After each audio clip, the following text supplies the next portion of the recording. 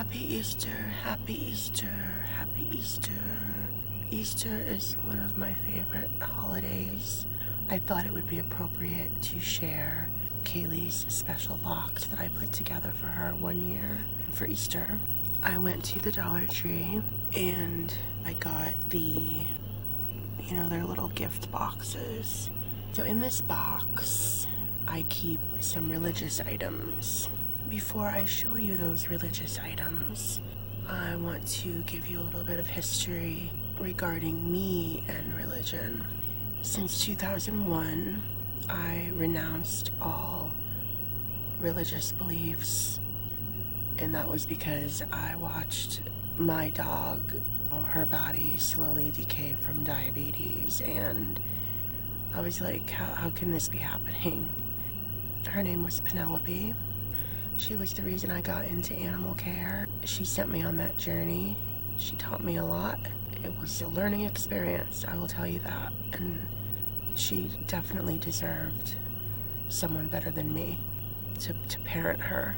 When I was her mother, I was a different person. I can honestly say, looking back without bias, that Penelope was one of the best dogs anyone could have ever had the pleasure of knowing. So I am not religious. Now let's back up a bit to when I was young. My mother was a born-again Christian. My brother and I were both very defiant and independent thinkers, and my mother had a huge problem with that. If you asked some of my family members, they probably would have said that my brother and I were just stubborn brats who didn't listen, who didn't obey. Really, we were just defiant, independent little people. Our mother would force us to go to church every Sunday. My brother would fight her tooth and nail. He was probably 5 or 6. By that time, I knew better. My brother was still learning. He was more defiant than I was. He was more of a fighter. He would have been 5, 6, or 7. And I remember, it was routine for her to take him out and to beat him in the car and then come back into church because he would be fussing. He didn't want to be there. He would be fussing. So she would take him out to the car in the middle of church service, beat him with a wooden spoon, and I would be sitting there knowing what was going on. And then they would come back and he would be very subdued. You could tell he had been crying and probably screaming. Well, one day we came home from church. My dad was up. He never went to church with us. He worked nights, so he didn't want to get up Sunday morning and go to church. I remember him yelling at my mom. One of the only times, there was 2 times, I remember him raising his voice to my mother, and this was one of those times. And he said, "You left bruises on him?" At some point during the service, he was acting up and fussing, and she took him by the arm, and she had her hand wrapped around his arm so tight, leading him out of the church, that her hand left bruises around his arm. But I remember it like it was yesterday. Sometimes we had to leave altogether because she couldn't keep him under control. When I was 10, 11, or 12, and she took me into her and my dad's room, she was basically she asked me if I wanted to be saved. And 10, 11 years old, you don't know what. You're like, okay, whatever. You go along with your parents. She did the prayer of salvation with me. Yeah, I did the prayer of salvation with my mom. And I was saved, and I went to church because she forced me to. But I was never a religious kid. I just wasn't into it. So that's a brief history of religion in my childhood. The house that I grew up in and lived in, we lived upstairs, and my great-grandmother and great-aunt lived downstairs. She was my paternal great-grandmother. She was the matriarch of the family. My great-grandmother came straight from Italy when she was 5 years old or younger. She was Catholic. On Palm Sunday, when she got too old to go to the church, the nuns would come and they would bring her the palm. Ash Wednesday, they would come and do the ashes on her forehead. She had her Catholic Bible with the best religious illustrations. I used to look through that Bible all the time when I was a little kid. I spent a lot of time downstairs with her and my great aunt. It was so cozy, it was safe, it was homey. When I think of it, I get really homesick. Like, I want to go home. She had all the classic. She had the Last Supper, the Jesus portrait. Her kitchen wall had this amazing clock. I actually have the clock on our wall downstairs. We called her Mima. That was her. That's what everyone called her. Everyone in the family called her Mima, or her children would call her Ma, but everyone else called her Mima. And I would go downstairs and just spend time down there, and I felt so safe. I knew that I wasn't gonna get into trouble. I wasn't gonna get hit. I wasn't gonna get beat. Aunt Phil was always making Afghans. She knew how to crochet and knit and all that, and she would make these Afghans.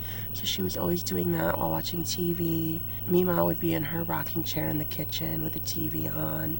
So, Jesus was on the wall, and she would sit in her chair and she would do the rosary. We lived on this amazing plot of land, and there was this humongous garden. It had grapevines, red and green. It had an apricot tree, pear tree, peaches, plums, and she had a separate area on the land for just the herbs. And then the leaf, the vegetables were on one side, and flowers were just everywhere, growing flowers. And there was a weeping willow in the very back of the garden. I mean, it was like a fairy tale land when you're small. I mean, it was huge. And so she would sit in her chair in the evenings and do the rosary. And sometimes I would just watch and listen. Sort of like the spectrum of religion. I had two very different experiences regarding religion growing up. I had the negative and then the positive. The negative was my mother forcing us to go to church, being beaten if we put up a fuss. She was a very unhappy person, seemed angry all the time. The energy was very negative. And then I would go downstairs, and Mima wouldn't be shoving her religion she wouldn't be shoving religion in my face, but it was present. Jesus was on the wall, the ashes, the palms. The nuns would come to visit her. The holy water, she had holy water on her dresser. She did the rosary every night, but it was never forced upon me. One year for Easter, I put together this box. So I want to show you a picture. These are Polaroids. My great-grandmother, Mima, is on the right, and my grandmother is on the left. And that is us, Mima's kitchen. There's that yellow fridge I love so much. It makes me really homesick. I wish I could go back. And then this is Aunt Phil.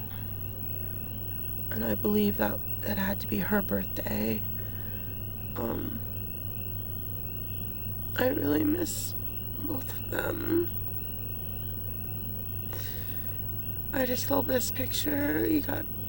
She looks so happy.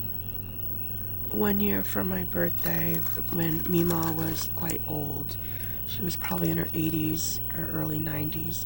She lived to be 102, and she pulled a handkerchief out of her dresser and she gave it to me. For the longest time I had it. Somewhere along the way I got rid of it. So in the box I lined it with yellow.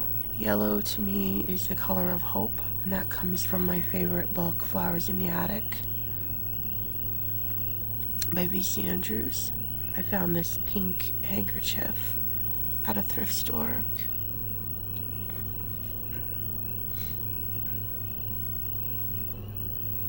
I put that in the bottom of the box, like that. At the Dollar Tree, I got one of the miniature Bibles. And this year, I grabbed another one for something else that I didn't end up doing. So now there's two little Bibles in the box. There's a food pantry at one of the Catholic churches where I live. They have some tables out front. of free things, and some of them are religious items. I grabbed 2 rosaries. I put those in the box. I grabbed this blue rosary for Bud. It's just a blue one, and I got this to go with the blue. Bud is my son. Bud is my baby Bud. For Caylee's rosary, I found this at the same thrift store I found the pink handkerchief at. And these are the illustrations. I had my great-grandmother's Bible. After she passed away, I went downstairs because she passed away at a nursing home. She would have flipped her shit if she knew she was at a nursing home. They told her she was at the hospital because she always said that she wanted to die in her own home. But she got to the point where she had to be cared for 24/7. Even though she had all of her mental faculties and she could still walk pretty well, it got kind of dangerous for her to be getting in and out of bed by herself, using the toilet. She did have a visiting nurse, but not 24/7. So they eventually had to put her into a nursing home, and they told her that she was in the hospital, and she died there. When she passed away, I went downstairs and I snatched the Bible, because whenever she would give me my back rubs, I would always be looking through that Bible and looking at the illustrations and the pictures and everything. I kept that Bible for so long, and I also took a crucifix that Aunt Phil had in her room, and I kept that for so many years. I went through this purging where I'm like, I don't need these material objects. I have the memories. This has the same illustrations that her Bible had. I was so happy to find this. And the illustrations are just, I love them so much. Maybe because I grew up looking at these pictures every night. So I put that in the box to go with the rosaries. I got this from the thrift store. I just thought that was really cool. And then I got this. And I don't know if I put this box together last Easter or the Easter before. It's just something that Mima and Aunt Phil would have done for Caylee. It comforts me to have these items because it reminds me of them being down there and feeling safe. And now, my grandmother, still on my dad's side. This is all on my dad's side. When I was, 12, maybe younger, I really don't know. She purchased for me the Precious Moments Bible. I got rid of mine years ago. I found this at a thrift store. I cannot remember which one. For $2.99. And it's like in perfect condition. So I got this for Caylee just to put it on her memorial shelf to go with the box. And another thing I have on her memorial shelf, I found this at the City Mission. It's the verse that really got me. And if her hair was just a little bit blonder, it reminded me of Caylee. And the verse is Isaiah 49:15. I will not forget you. I have carved you on the palm of my hand. Bible verse or not, I love it. It's how I feel about my Caylee. So I have that on her memorial shelf as well. So that's my little religious, I thought I've always wanted to talk about this. I knew that it would be a lengthy subject. My health isn't that great, and to be honest, I don't really know. I haven't gotten an official diagnosis of anything, and I want to talk about these things before I really don't have the energy. If I really get sick, I'm just gonna say it. And I don't want to offend anyone because I respect everyone's beliefs. I've believed in a lot of things throughout my time. I totally respect whatever you believe and whatever you practice, as long as you're not hurting anyone or anything. But for me, I do not believe in God. I'm cool with Jesus. Jesus and I are cool.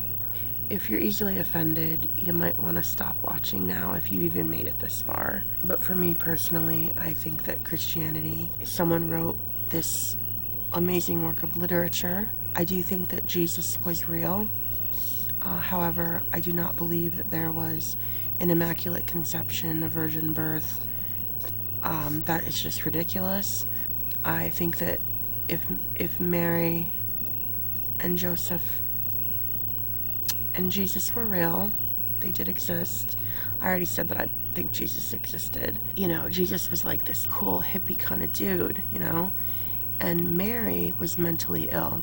And she came up with this story that she was impregnated. Even though she was a virgin, you know, she got pregnant, and she came up with this story about having the son of, you know, the whole thing. It's just, it makes more sense to me. And Jesus was her son, and he kind of inherited some of her mental illness, and he walked around and said, yeah, I'm the son of God, and, you know, boogie with me and I'll get you up there to heaven. And they killed him because he was crazy. I don't know. That's like the short version of what I believe really was going on. Too much evidence that we came from the animal kingdom. We evolved from animals, and that's where we come from. So that's what I believe. Caylee does not have religious beliefs either. She doesn't have to believe in anything. She knows that, she knows more than I do. If you've made it this far, please leave the praying hands emoji and a yellow heart. And if you've made it this far, I thank you for listening, taking time out of your life and listening to my story.